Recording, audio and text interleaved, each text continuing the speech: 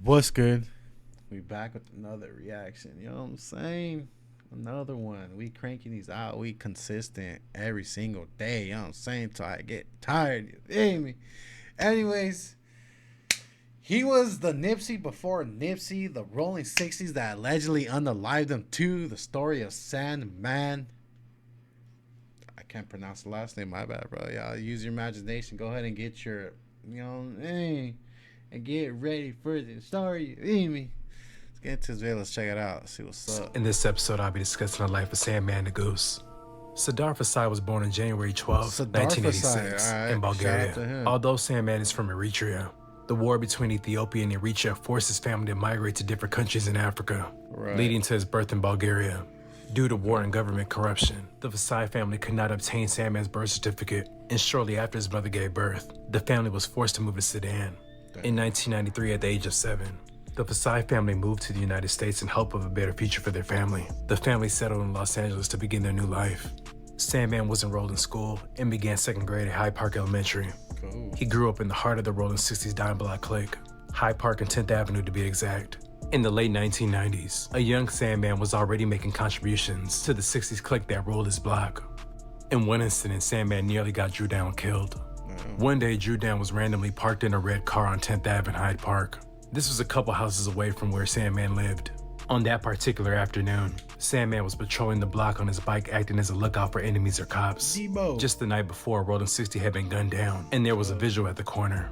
As Sandman spots Drew in the red car, he busts a U-turn on his bike, pulls up, and says, "What up, cuz?" Drew then threw up the 5, which prompted Sandman to speed off on his bike to the liquor store to alert more 60 members. A few minutes later, 2 carloads of 60 members pull up on Drew and box him in. 2 choppers raised over the roof and were pointed at him, while 2 other 60 members jumped out and swarmed Drew at his car door. Drew didn't even have his car keys to attempt to get away. Drew got Drew down literally, and had to explain himself and plead his case while staring down a barrel of a Tech 9.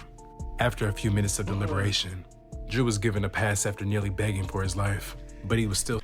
I ain't gonna lie, bro. Today's day and age, them YNs ain't letting you escape, bro. They're running down on you. They ain't even asking you questions or anything, bro. They're literally...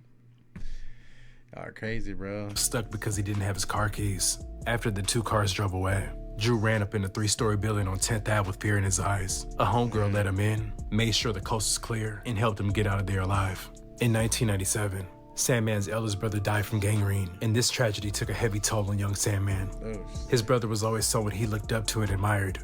From that day on, Sandman began rapping and writing. A piece of Sandman had died, and Sandman the Goose was born. At the start, he was influenced by rappers such as Tupac and Nas.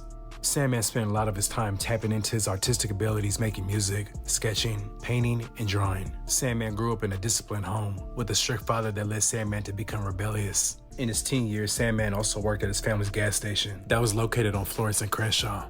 In 2005, he was recruited by Yahoo and Pepsi as a West Coast representative in a segment called Mike Pass.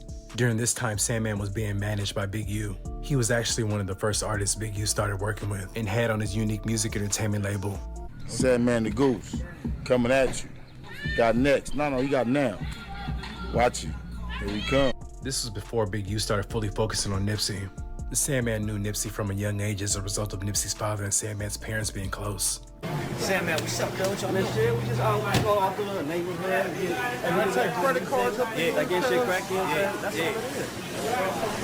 I know what it is, man. Me and Sandman, we bros on many levels. Cut from the turf, day one nigga. Cut from back home, same place I'm from. We got the same ethnicity. Oh yeah. Tell us about that. Yeah. Nah, you know, we descend from East Africa. That's where our family come from, our folks come from. You know, we out here in America. My pops came out here when he was 19, so I was born and raised out here. But I'm a first generation out of my family, out of the men that's grown up out here. So, you know, we had a different type of struggle. Yeah, same with my niggas. So, you know, we getting it though, man. Ain't nothing stopping us. Ain't no brick wall, only speed bumps, my nigga. That's the motto.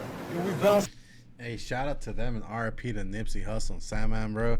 I did not know that they're... Well, Sandman, I didn't even know who he was until this. I ain't gonna lie. But shout out to him. RIP to him. My condolences to the family and his loved ones.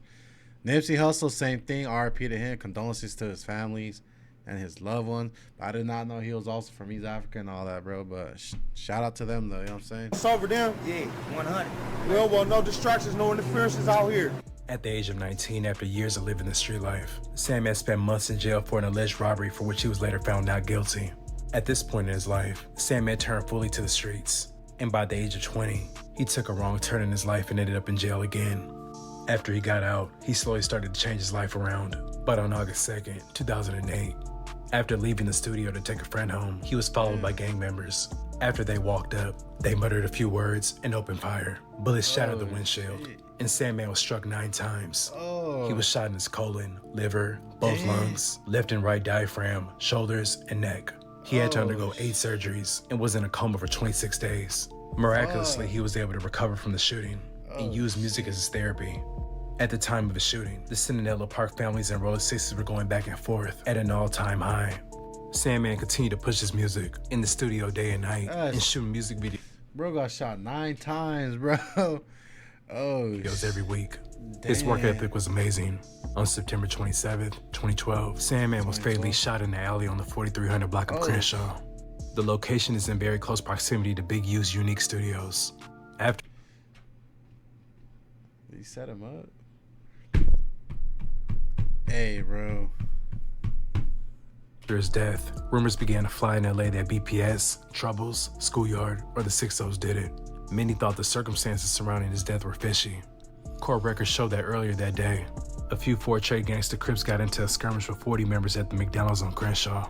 One of those 4 Trade members being Oliver. After getting punched in the face, Oliver and a few gang members drove back to their hood park to regroup.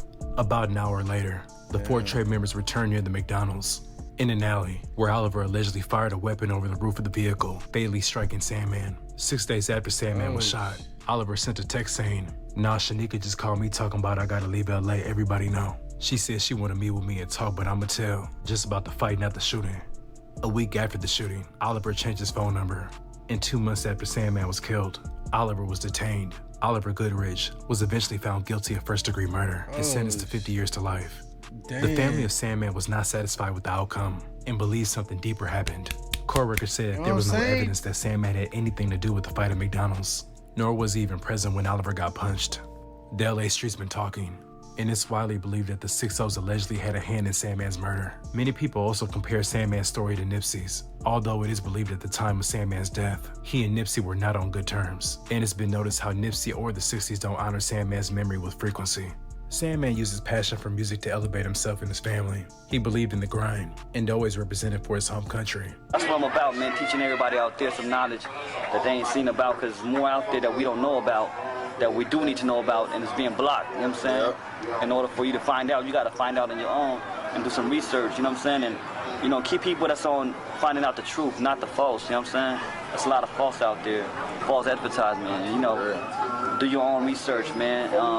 You know, look at the times we in right now, you feel me? Ain't nobody talking about what's going on, but you know what's going on. So, you know, do your research, man. That's where you from? Yeah, that's where I'm from. I ain't gonna lie, bro. That's exactly what's going on today.